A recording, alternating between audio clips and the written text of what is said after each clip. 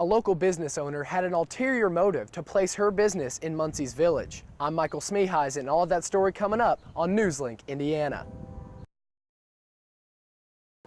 Melissa Bucher never thought she would own her own restaurant, but cooking was always something she had a passion for.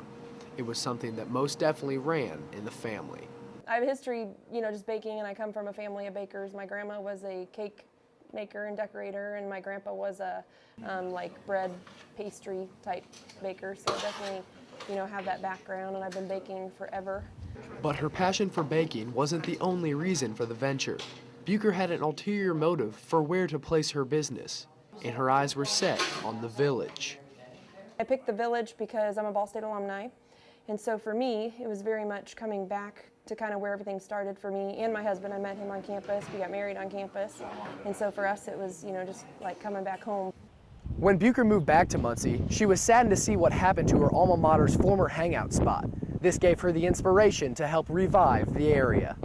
So when we moved back to Muncie, it was really upsetting to see how it had deteriorated down here and how the students just weren't down here like they used to be.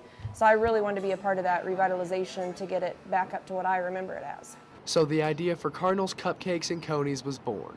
Something Bucher realizes isn't your typical restaurant, but she didn't see it as just being another place to grab a bite to eat.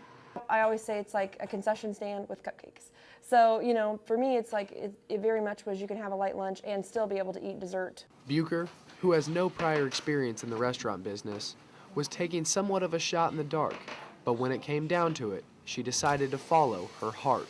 For us, it was just, putting something together that sounded, like a nice place for people to come and patron and do something that I love to do. And the hope is that this revitalization project is here to stay. In Muncie, I'm Michael Smeeheisen, Newslink, Indiana.